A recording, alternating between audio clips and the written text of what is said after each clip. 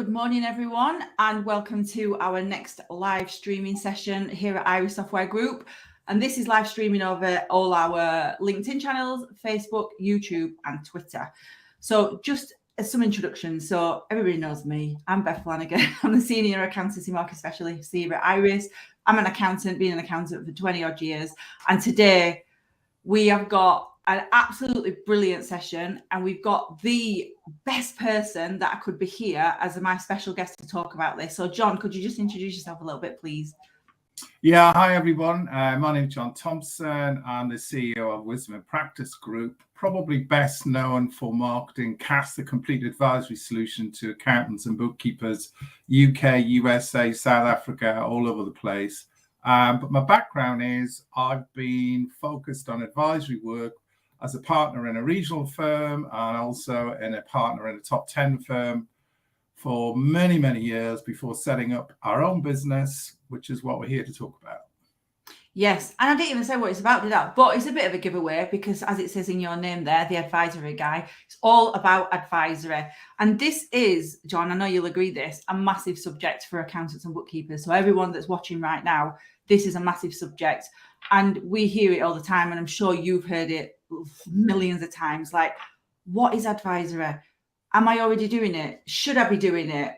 What does it mean? I don't know what to charge. All these questions just, banded around our accounting world. And this today, we're going to go through everything with John to help you out, to see if you are doing it. If you're not charging for it, then you should be charging for it. What classes as advisory? And we're going to be running through everything on there. So like I said, we've got the absolute expert with us today. I can see people are watching us already. So please, if you don't mind, if you could put in the comments, if you're watching this live, if you could just put #live. If you're watching it on demand later on after the event, if you could just put #replay. And if you just tell us where you're watching from, so we can just see where our best channel is. So John, let's get cracking then. Oh, also, by the way, if you've got any questions, please do pop them in the comments and we'll ask John while we've got him. Let's utilize him while we've got him for this half an hour. So like we just said, John, most accountants, me included, when I was in practice, I'm not going to lie, I didn't really know what advisory was. So can you please share your wisdom and tell us a little bit what advisory actually is?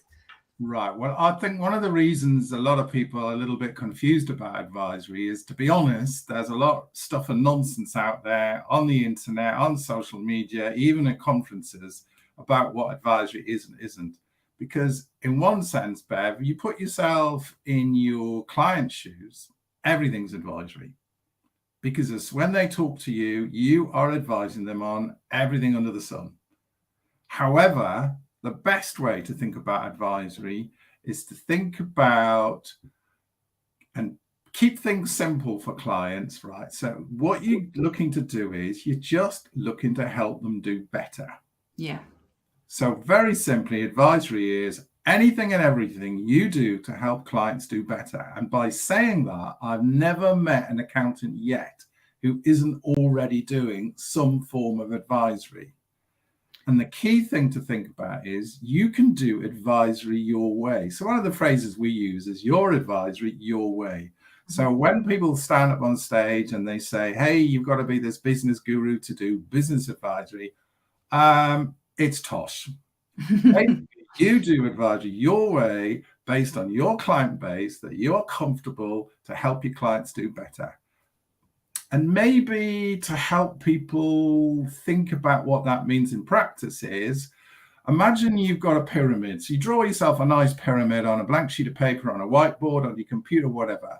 You put a horizontal line through the middle, so you've got a top and the bottom. The top bit is primary advisory.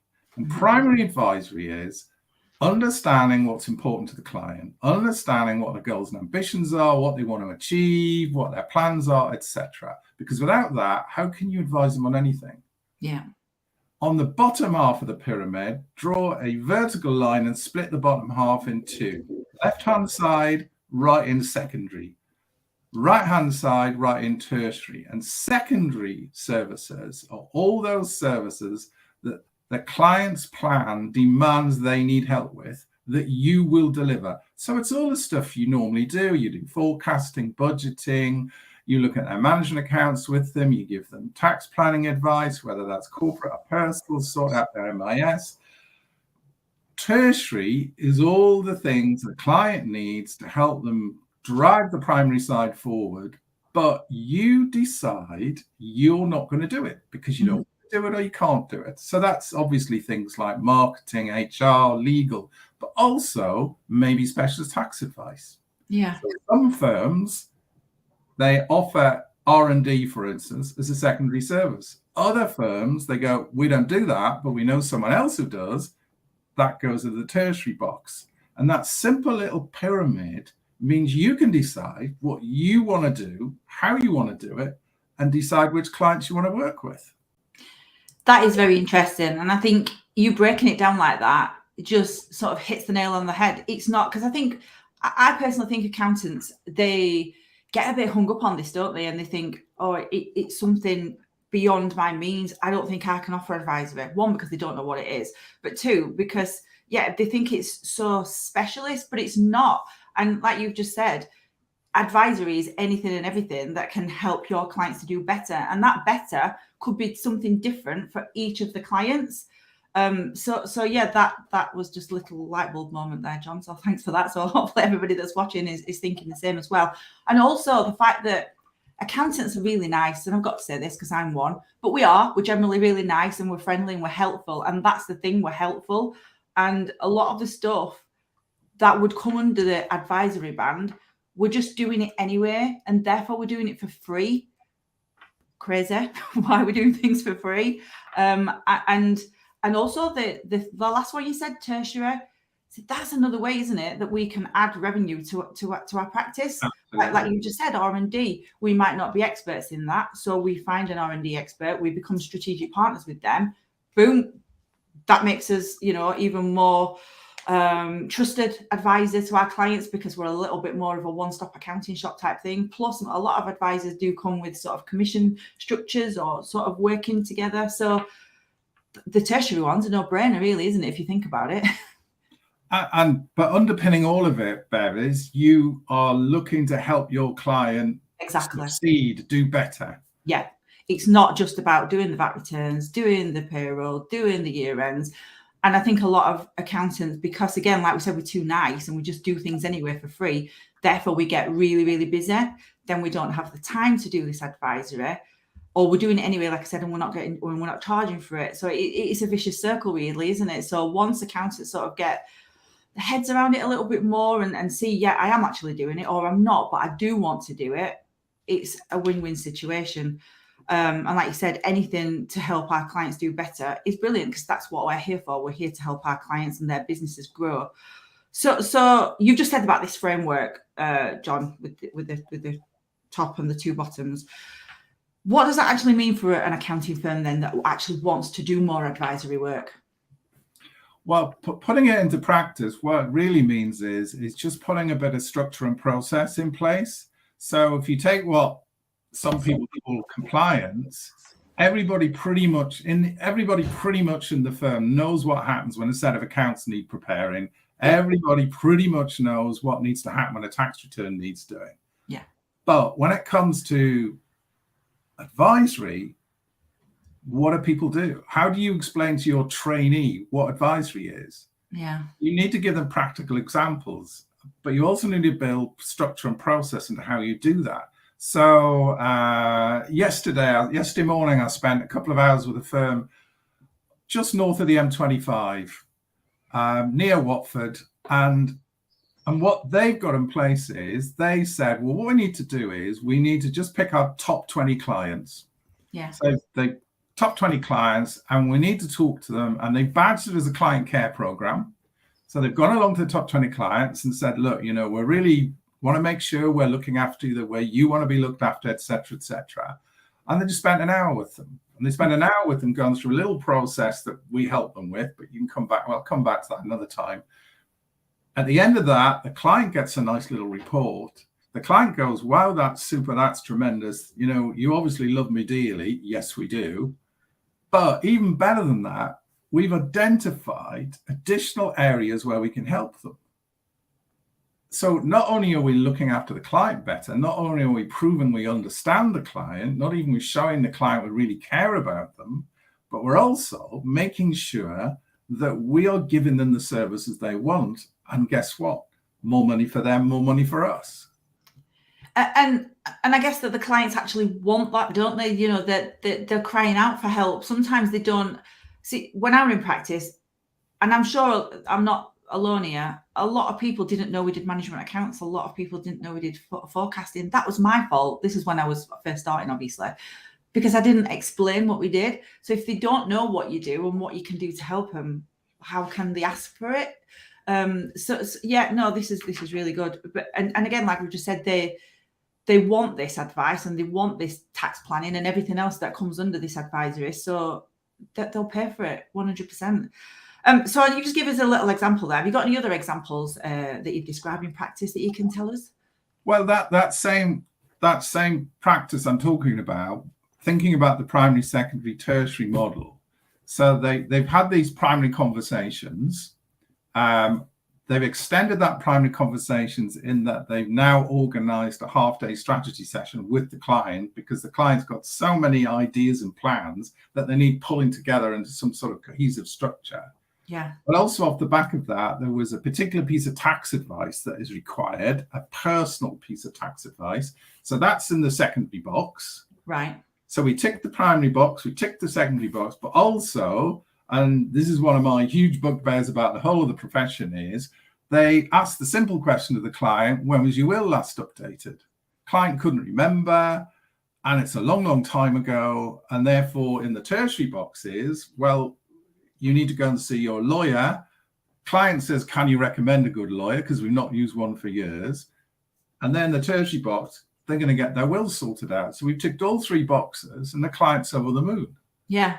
And again, it's not just about VAT returns and year ends, is it? So you're extending that trusted advisor, as we said before, to your client, and they think you're going to be absolutely brilliant and that they can come to you for, well, not anything, but, you know, business related and personal, as you've just said. And that's really interesting, because I know you spoke at our roadshows as well, John, which was brilliant. And you explained that about business advisory, and it's not just, well, I'll let you go into that. Yeah, again, if I had a magic wand, I'd go around the country, and every firm that says chartered accountants and business advisors, I would strike out business advisors. Right. Because it's not wrong, but it's not enough. Yes. Because we're not just business advisors. Yeah. We are client advisors. So one way to think about that is whole of client. Let's think about, rather than just, we're business advisors, we're whole of client advisors. This is client advisory. And that means personal and business. And the business side is important, yes. But to the vast majority of people, I'm guessing, who are watching this now, their clients are SME owner-managed businesses. And therefore, their clients' businesses only exist to give a lifestyle and a financial security and family security to the client. So the personal side is actually more important. And if you want to test this, put a personal balance sheet in front of a client and put a business balance sheet next to it. And don't say anything and wait for the questions. They're not interested in the business balance sheet. They're interested in the personal balance sheet, because the business balance sheet is part of the personal balance sheet, not the other way around. I'd never thought about that until I heard you say it at the roadshows. And that is something I've never done. Hold my hands up. I've never done like a personal balance sheet to a client. And I'm just wondering how many people that are watching this right now are exactly the same. They've just been focusing on the limited company, the actual business. But like you've said, it's not just about the business, it's about the owner as well, because the business supports the owner. It's really good. Darren Glanville has just put a comment in, John, saying advisory is such a wide spectrum. And John, you've got great insights. That's good. Thank you very much, Darren. So when you've just been talking about personal and business advisory then, John, what you've just been saying, are you saying the way forward is then to start with personal and then move on to business? I think because there's a lot of noise out there on the internet, at conferences, etc., about business advisory, I think it can scare accountants a little bit, because they feel, well, I'm not really a business guru, and maybe I'm not a business expert. Can I really talk about these things? And the answer is, well, number one, you probably can, but number two, well, you don't have to if you don't want to. Start with the personal, because lots of the personal conversations you're probably already having. But again, it's not structured, it's not organized, maybe you're not even charging for it. But why wouldn't you have at least an annual discussion with the client just about their personal affairs? Why wouldn't you put together with them what their personal balance sheet is and talk about how they'd like to improve that over time, to do all the things that we all want to do, to look after the family, to create a certain lifestyle, to create certain wealth, etc. So the personal side is a nice, and I would say almost easier place to start. However, for some people, that will be a stepping stone into business advisory if they want to. But for other people, if you don't want to, you don't have to. I'm just wondering how many accountants are listening to this right now and have got hundreds, if not thousands, of self-assessment tax returns clients that just do the self-assessment tax returns for a few £100 a year and don't do anything else with it because they don't know what else to do. So this has just literally opened up maybe tens of thousands of pounds worth of revenue and your clients loving you even more. So what would you suggest to people then, John, to start on that then? Like, how would they sell it to their clients? Like you just said, a strategic call, or what have you seen as an example of your clients who you've advised to do advisory, if that makes sense? How have they started it? Like with so for example, if I've had a client for 10 years and I've just done the personal tax return for 10 years, how do I get into it? Like by saying, right, I'm going to do something a bit different this year. What's the stepping stone to get to that is what I'm saying. I think you can introduce that in several different ways. So, for instance, on Thursday, I was talking to a practice on the South Coast, and it's a sole practitioner with 6 people, and he's got 2. You know what I mean when he's got 2 bright young things. He's got 2 bright young things, 2 accountants there who are really bright, and he's wanting to bring them on and develop them, etc. Yeah. And so we suggested him, so well, okay, so you could create a client care program. So you badge it as a client care program. You could badge this as quality assurance, but to be honest, that's much more about you than the client. So it's better to be about the client. And what we settled on for them was, and it was their choice, I just gave them a load of options. He said, right, we really like the client care idea. So we're introducing the client care program, and we're going to go out and again, they're going to chunk it down and make it manageable. They're going to go to the top 10 clients, then the next 10 and the next 10 and work through them all. But we're also, for new clients in particular, we're going to link it to AML and KYC, so money laundering and know your client. And we're going to extend what we do at that point and have a much more comprehensive onboarding process. Now, I don't mean onboarding with a small o, which is what a lot of firms do, which is basically glorified admin, if we're honest. Yeah. This is capital O onboarding. What do we do on day one with a new client or a potential new client that wows them? That means we fully understand them inside out and means we can deliver value from day one, and they pay us fees for day one. So they're linking up the AML and the KYC and the onboarding. And that's what they're using with new clients alongside the client care program for existing clients. And did they word it like that? We're doing a client care program. Is that just what they internally called it? They called it internally. What they worded it with clients is they've gone back to their clients, the top 10 clients, and they badge it as client care, but they don't actually promote it heavily as client care. They basically said it's really important to us that we fully understand, yes, what we're giving you, what you want. Yeah, no, that makes total sense. And just going back on the AML subject that we just spoke about, we spoke about this earlier, didn't we, as well, John, between us? And because I delivered an AML live webinar yesterday, and I had an accountant private message me saying, there was a really good session, and then we made it a good session for what seems to be a dry subject. And what did you say? I said, it would be even better if they extended AML into client care, KYC, etc. Exactly. Yeah. Because I think what we're talking about here is we're talking about maybe stop thinking about what we do and start trying to put ourselves in our client's shoes and say, well, what does our client think we're doing? So we just join the dots, if you like, between AML, KYC, and onboarding. Exactly. We can actually give the client a really positive and enjoyable, valuable experience rather than what they currently witness. For instance, say if they go to the bank or they go to a lawyer, which is just tick, tick, tick, tick, tick, tick, tick. Yes. So make it about the client. Exactly. And onboarding, we have to do that anyway as accountants and bookkeepers. So why not make it into, like you said, this session, this client care session?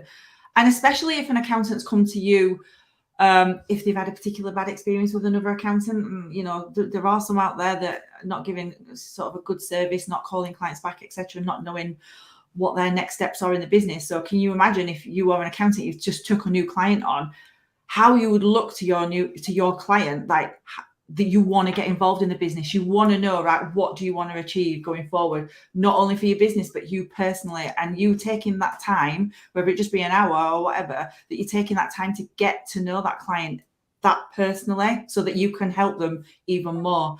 We've got a question from the lovely Emma. She's saying, great insights, John. How do you build confidence in your team to deliver effective advisory services to clients? Fantastic question.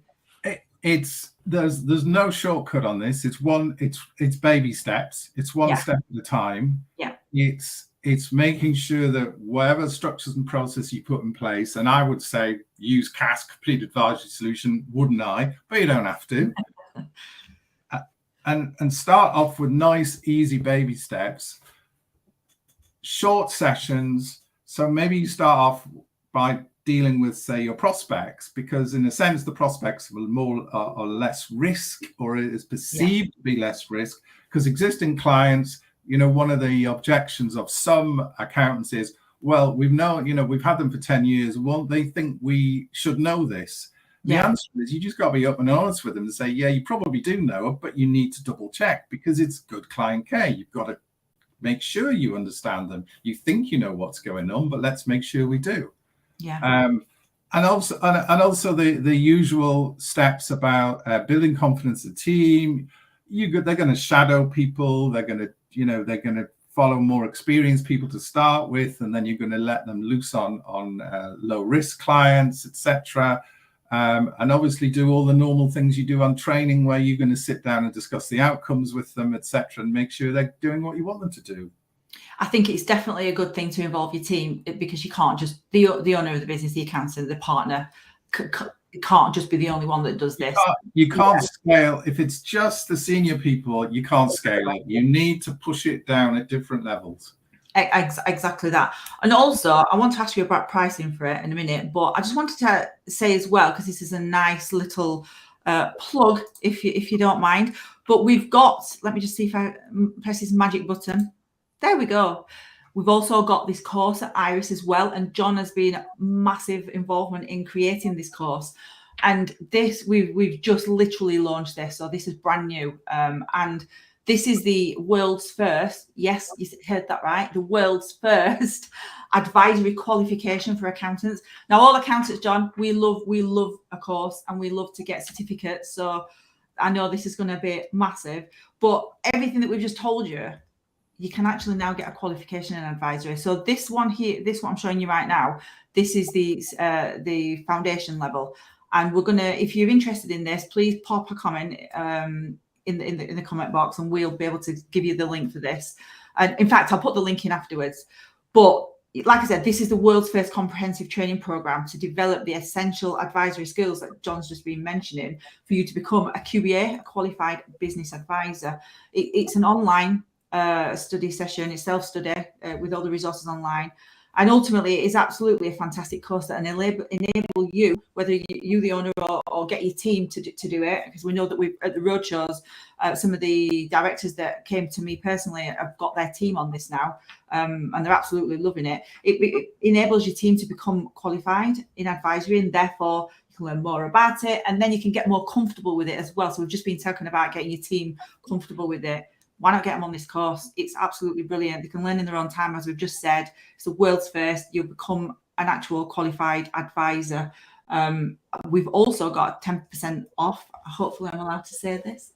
I'm going to anyway. We've got a 10% off. So what I'm going to do is I'm going to put the QR code in the comments, but I think this is only for this week, the 10% off. So act quick on this one. So John, yeah, it's a good course, isn't it?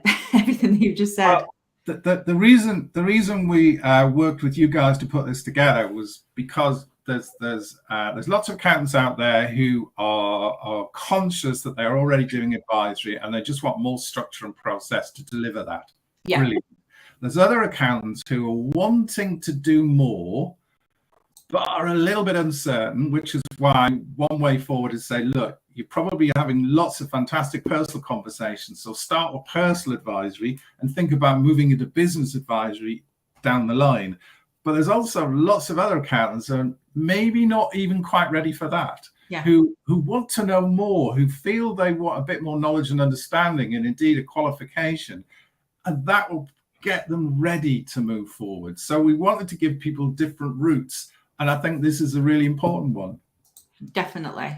So the link is at the below of the website, but like I said, we'll put it in the comments after the live events happen. But yeah, if you're a bit still unsure, or you want that qualification, so you've got that proof to go towards your clients to say, I am actually a qualified advisor, absolutely go ahead and have a look at that course, whether, like I said, whether it's for you as the owner or for your team.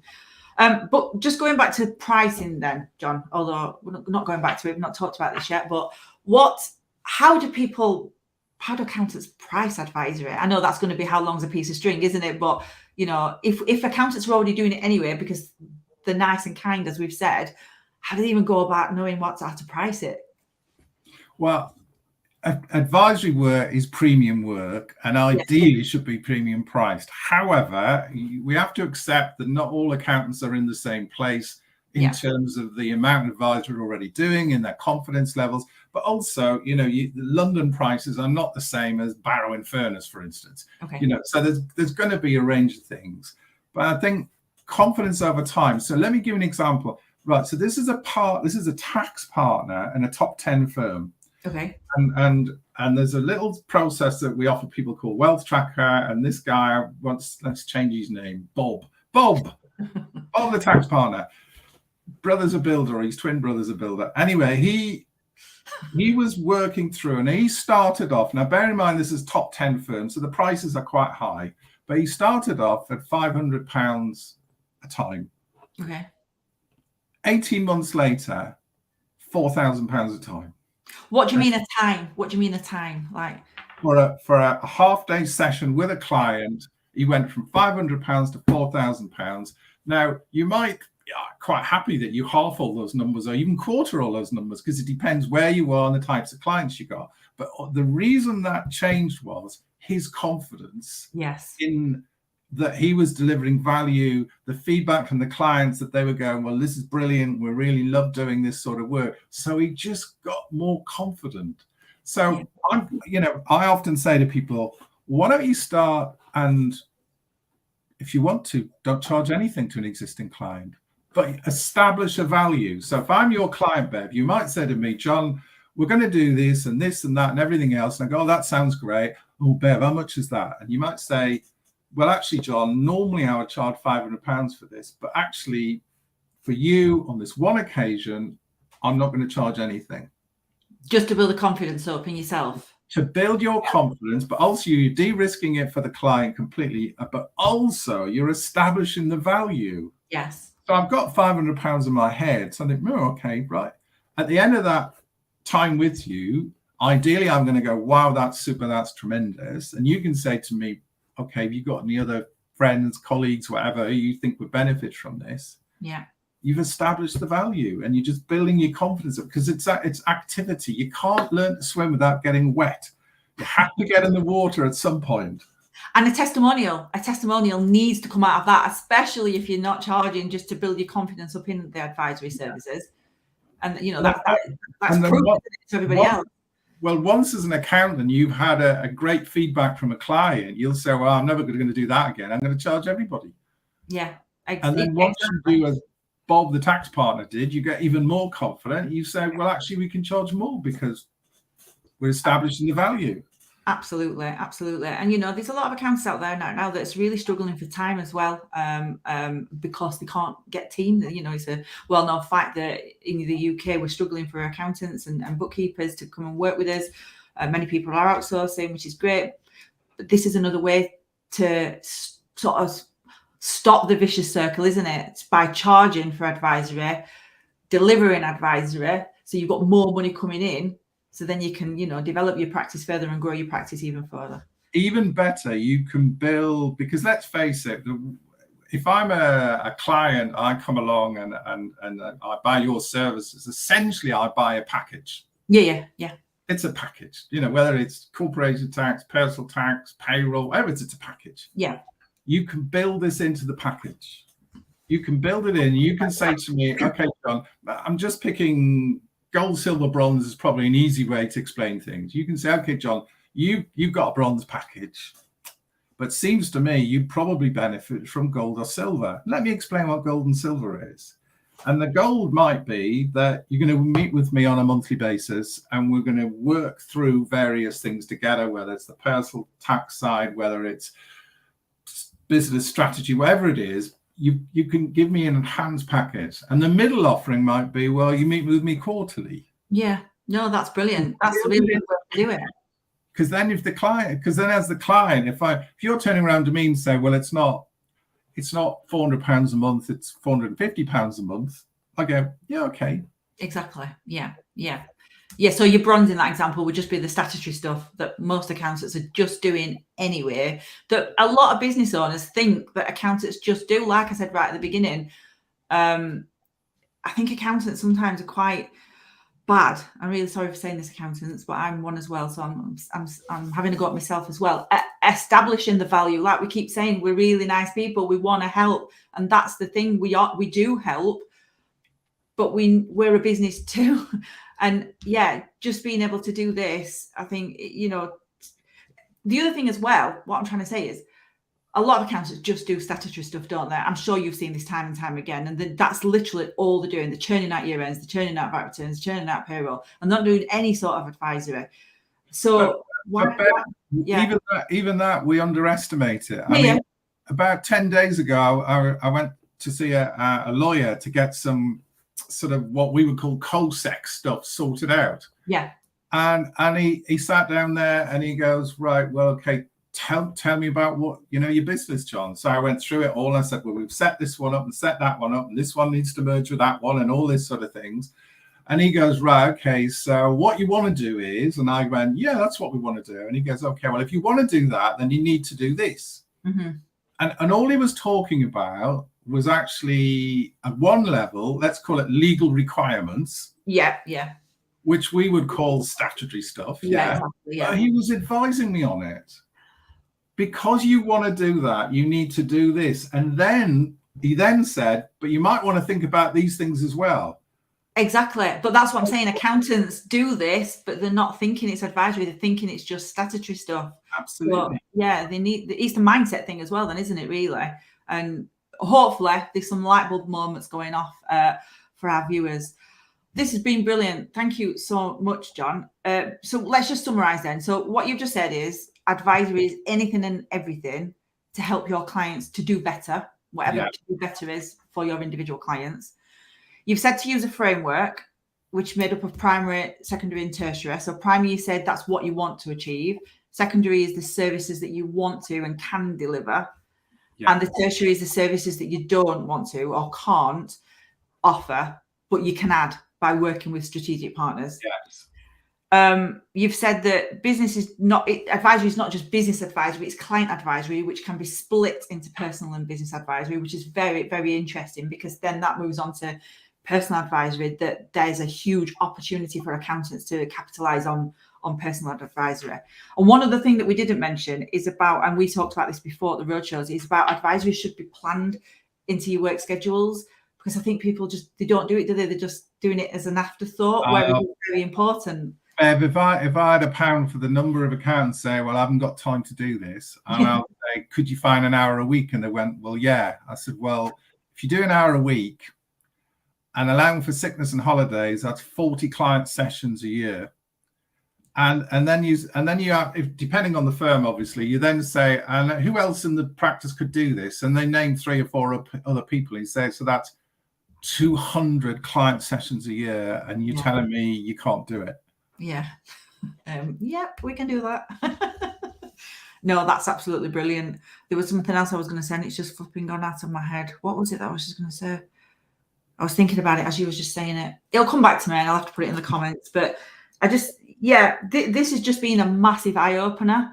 It really, really has. You can really tell that you know your stuff here, John, and that you've worked with many accountants, and especially, you know, with this Advisory 101 course that we've just said.